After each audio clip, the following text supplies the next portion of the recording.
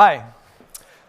7 years ago, we founded a live sports streaming company that streamed live video to sailing regattas. But it turned out to be a major technical problem. That's because connectivity around the world, and especially on the sea, is really, really poor. But we solved this by inventing our own omnidirectional antenna so that we could reach out.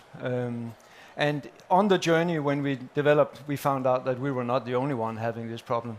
Actually, people around the world, half of the planet's population, and also some industry segments like the maritime suffers from poor internet connection.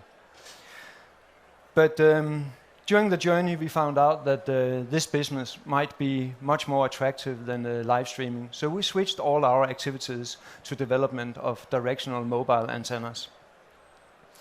And you may think that Denmark is one of the countries in the world with the best infrastructure, and Europe also. But the fact is that there are millions of people that are not connected from their homes. And we think that a market of 3.9 billion people is a pretty attractive market.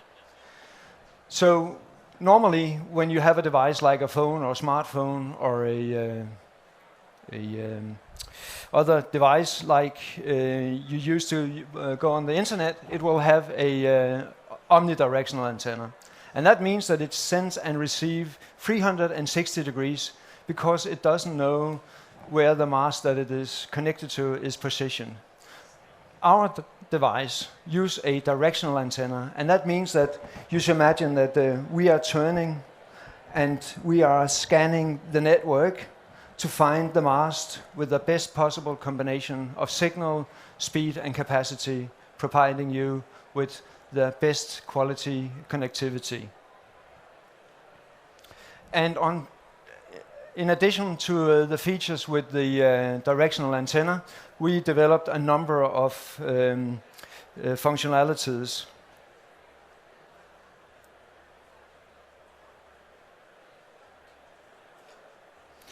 And we patent those functionalities. So today we hold 3 patents.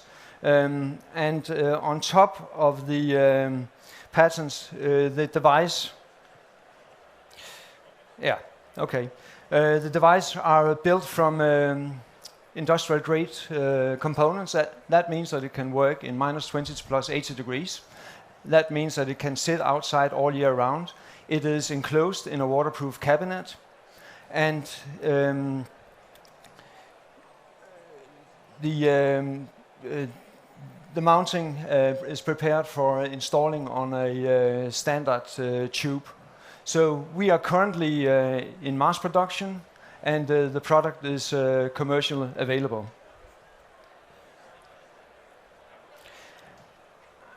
And you might think that half of the world's population is a pretty good market and attractive business case.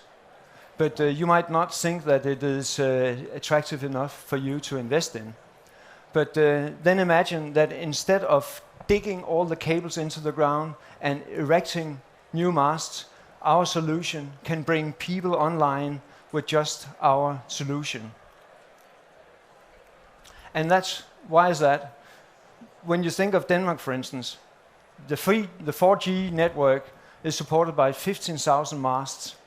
But with our device, we can extend the range from 2 kilometers to 3, 4, 5 kilometers. And when you think of the radius going up, the covered area will go up, will grow exponential. And today, we have a product for summer houses, private addresses, construction sites, even conference centers. We use it as a backup if the fiber is broken. And for the future, we will develop our device so it works on the maritime industry, buses, trains, and at the ultimate, it will work in automotive, autonomous cars. And the maritime industry, a big B2B segment, that has not been able to go online because of the connectivity issues on sea. And that's a problem for the business, but it's also a problem for the seafarers, because all surveys shows that a good connection will reduce the stress, emotional stress of the seafarers, and a good connection will also help the ship owners to attract qualified staff. So we are now inventing a new device for the maritime, using all the technologies that we invented for the land-based version. Big antennas, huge gain, and we'll be able to provide internet in up to 30 nautical miles from shore, or 50 kilometers. And that means that the ships will be able to be online 50 to 70% of the operational time. And as the ultimate and most advanced solution, we will develop directional antennas for the autonomous cars. We're looking for 700,000 euros to finance the next 9 months of heavy marketing and building up our stocks and develop the maritime version, and to get us to be ready to go public in 2020. Thank you.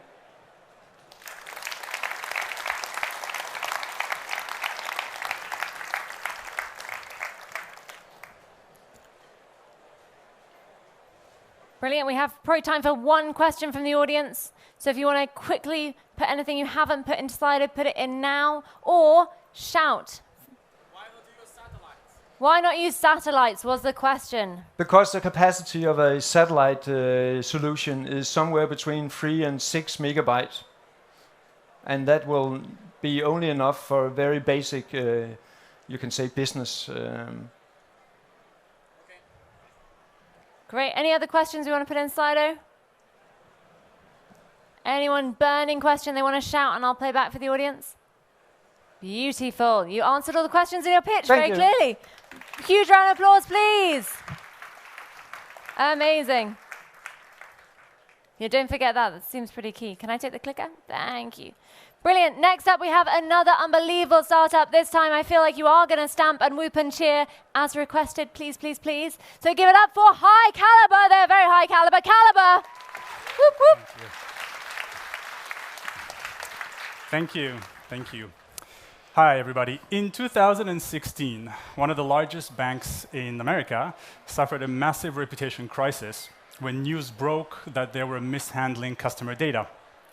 The CEO then went to the head of corporate comms and asked him to tell him what the impact was on stakeholder perceptions of the company and what the likely impact might be on the business.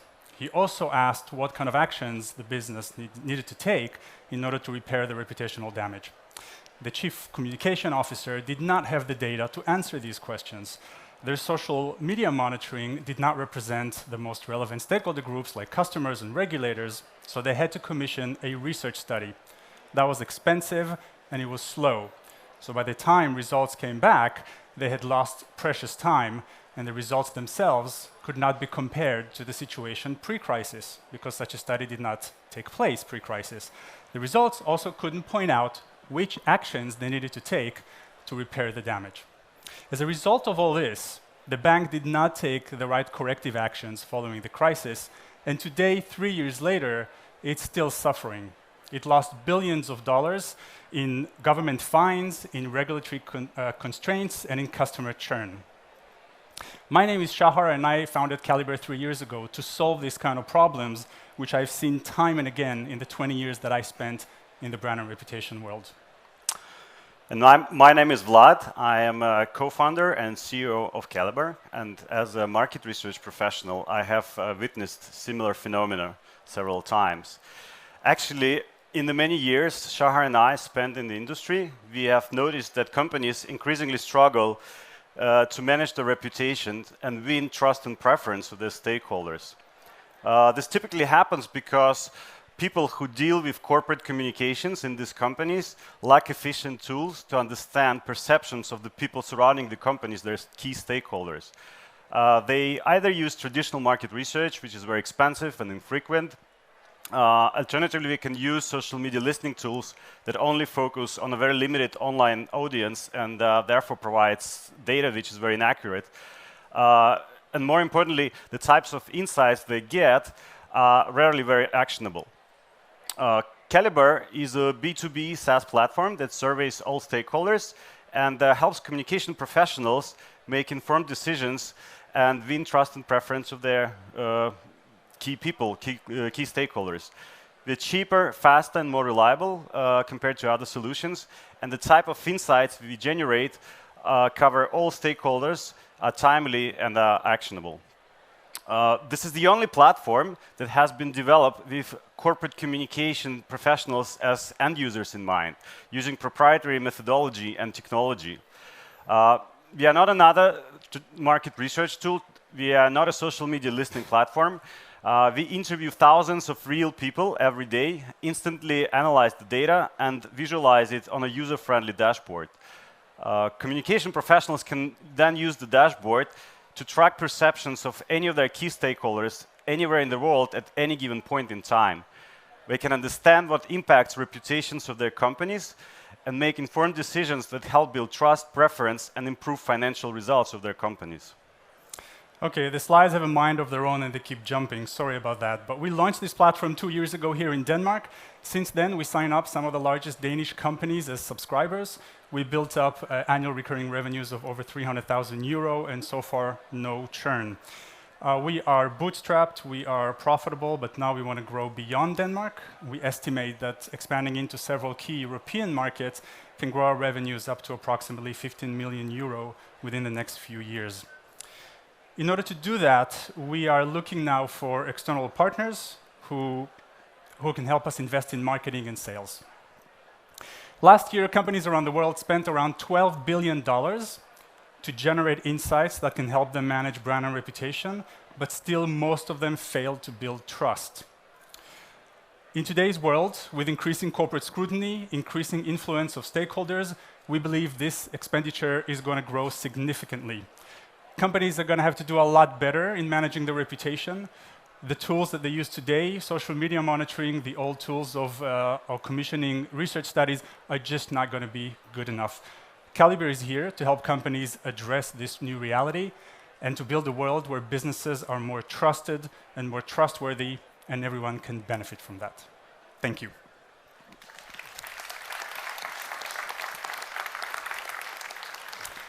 We are happy to take questions. I'm not seeing the Slido here, but... Should come up in a minute. While it's coming up, again, we'll just play it manual. It's not like it's tech.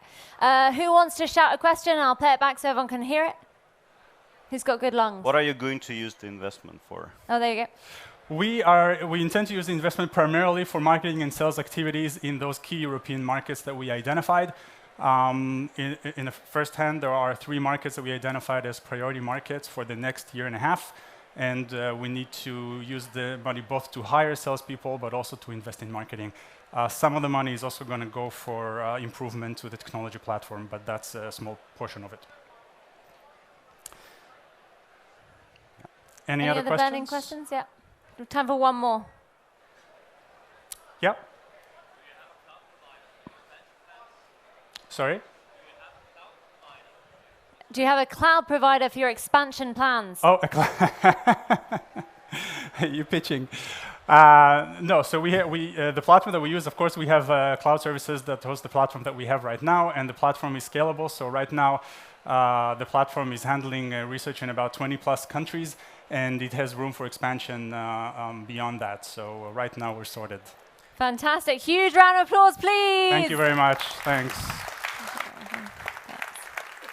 That is the first time I've ever heard a pitch to someone pitching, so congratulations. And next up, without further ado, please keep the applause coming. Don't forget to put those Slido questions in for Commodity Trader. Whoop, whoop.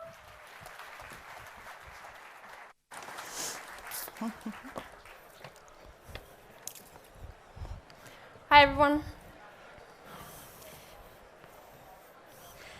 Thank you for having us. We are looking at one of the largest industries in the world, but yet least digitalized. We see super manual trading processes with very large quantities at very large Turnover. Turnover, yeah. We have a lot of brokers in between in this market, in the agricultural industry. And if we look at a more like overall picture, we see other industries trading much more digitalized than we do in the agricultural sector. We are in the agricultural sector around 10 to 20 years behind the digitalization processes. In an overall, how you say, when you look at the market, we see super fractured trading processes with many different links in the process, and farmers at each end, sometimes trading with each other, but it's very, how you say, hard to do in this industry. What we're building then is a marketplace connecting all the different trade partners, farmers, trade houses, mills, malteries that are all buying grains and other commodities. Yes. So the platform that we have on the market now is first and foremost creating a better market access, but also pricing insights. So when you're trading grains in large volumes, of course the freight price makes up quite a big of the final price. So by including the freight prices on the platform, we've made it possible to compare the final prices from many different buyers and sellers all at once. Also, we've made it possible to look at the future prices right next to the physical prices to get a full price overview. Today, when traders are trading, they are typically using Excel sheets and emails, sometimes also even faxes. So by digitalizing this process, we're making it possible to get a full overview of all of your trade activities, from the listings and bids to the trade execution in the end, in one dashboard. And then last but not least, the trust and transparency is a big focus, of course. Imagine you're a farmer, you wanted to sell your full harvest to now an unknown partner. You don't know if he's going to pay on the other side, you don't know if he's going to actually deliver a good quality.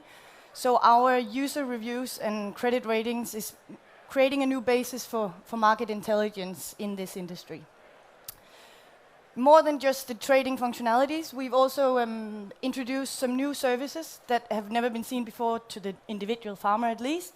So on the platform, they can purchase and book freight, but also credit insurances on a trade-per-trade basis at competitive prices. So, as you all know, there's a 1 to 100 between a good platform idea and the platforms that actually materialize and gain traction. So, in Commodity Trader, we launched in April this year, in Denmark only. And what we've seen over that period is a tremendous support from the entire agricultural ecosystem to be able to do this. So the time is ripe. And therefore, we've seen approximately 20-30% of all farmers in Denmark actually starting to use the platform. And not only that is in itself impressive from my perspective, but we've also managed to get the big farmers that are consolidated and industrialized onto the platform, because it makes a significant difference for their trading patterns. So from April to now, we launched in Denmark, and then just 2 weeks ago, we launched in Romania. You might say Romania, but it's the third largest agricultural country in Europe, measured on area. And what we've seen there is a significant pickup, as you can see on the curve here. So the majority of the trade houses in Romania that is basically serving the entire Black Sea area has jumped on this platform, and we see tremendous pickup on the volume side as well. The plan for Commodity Trader is then to extend over the next period of time, 6 to 12 months, to additional 10 to 12 countries to take the entire Eastern European trading pattern, and then from there on move west. We started with grains, but basically the platform is set up to trade all kinds of commodities, and therefore we are continuously adding more types of commodities to the platform: fish, vegetables, pig trading, and so on and so forth. Also leveraging the user base that we acquired already in order to get into the next vertical. The core of the platform is a trading platform, but besides that we are adding different kinds, as Julie said, credit insurance, logistics, but also different kind of financial services, input distribution, because then we got into the ecosystem of the agriculture. So Commodity Trader has come to the point of launching the product. We have a fully functional platform that is used on a daily basis by a lot of users. And we are adding, of course, significant additional functionality, but the key focus for us over the next period of time is growth in order to grab the opportunity that you have in the Eastern European markets and the Europe as a whole. Thank you very much.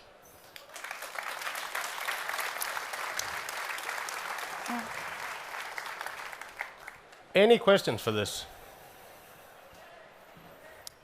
Don't forget to use Slido. There's one there just for you, ready and waiting. If you look on the right-hand monitor, just down there. Yeah, you've got a question there. Have you considered blockchain for your platform, or to connect to IBM Food Trust as an example, or WeTrade for trade finance?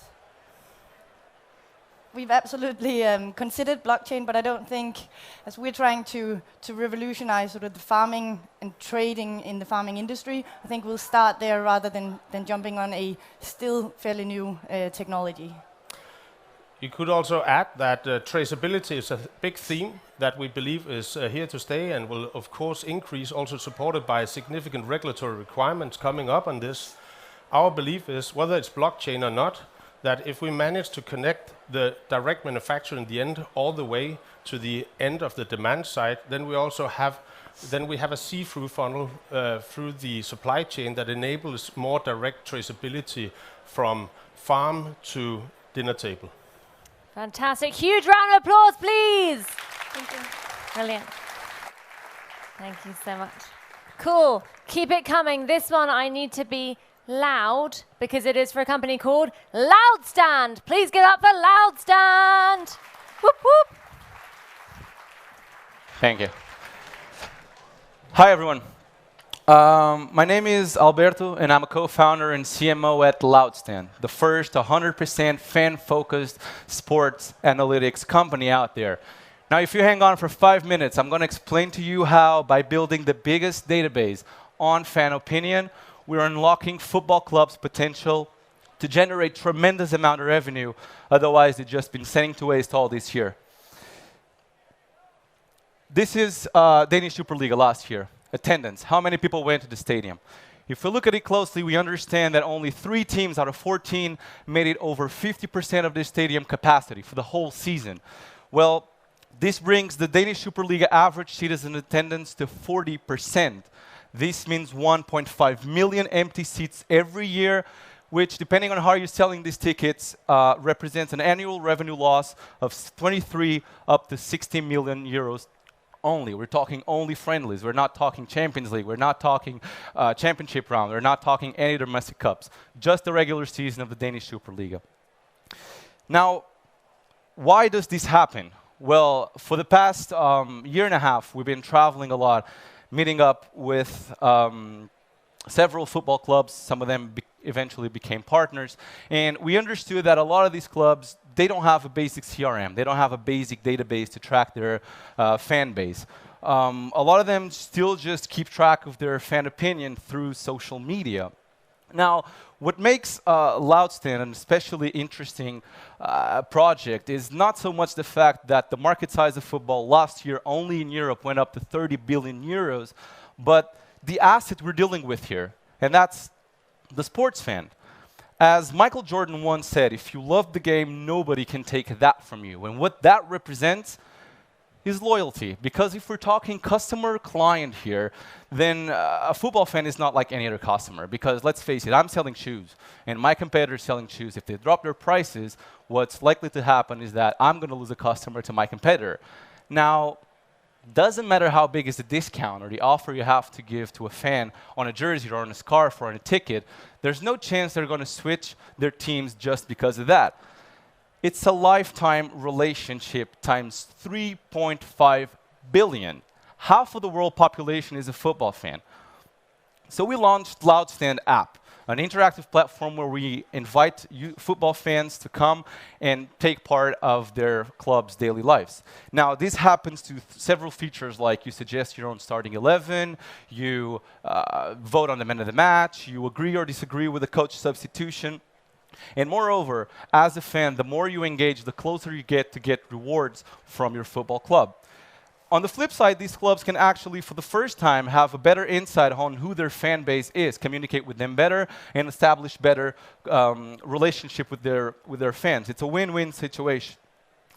Additionally, we are right now developing an in-house AI-powered analytics software. We use this to process all of this data, and then, depending on the club's needs, we output results such as if your need is to sell more tickets, drive more people to the stadium. If your goal is selling more jerseys, more scarves, or just find better sponsorship deals for the next year. We launched in Portugal. We just launched in Portugal, and our aim is to go up to 500,000 users by the end of next year, and go up to 75 paying customers, i.e., sports brands or football clubs. But we don't just want to stay in Portugal. As a matter of fact, we want to go global.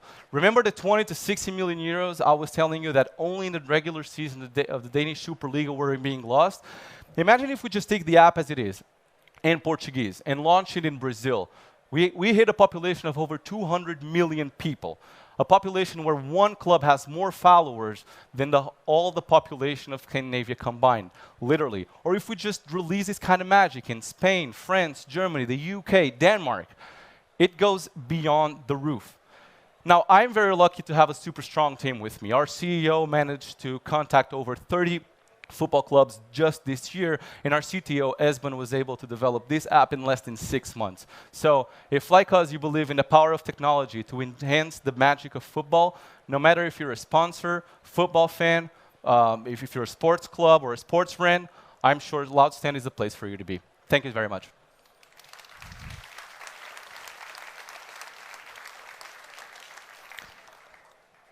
And I guess it's question time. Go. Anyone got a question, submit in Slido. I've got a blank box at the moment, which means if you submit a question, you're very likely to skip to the front of the pile. Come on. Was I not that convincing? Or you were so convincing no one has any questions. Anyone? Yeah, one there. Who's your favorite club? My favorite club? Well, company policies don't allow me to disclose that kind of information. I'm sorry. The question startups won't answer. Yeah. We have a question here ready. Valuation and investment. So as of right now, we just launched the app in Portugal. What we're looking for is a seed round, and we're asking for 800,000 euros up to 2 million euros for seed round. Amazing. Please, can we have a huge round of applause? Maybe throw some money his way. Fantastic job. Thank you. I'll take that one. Oh, let's do that.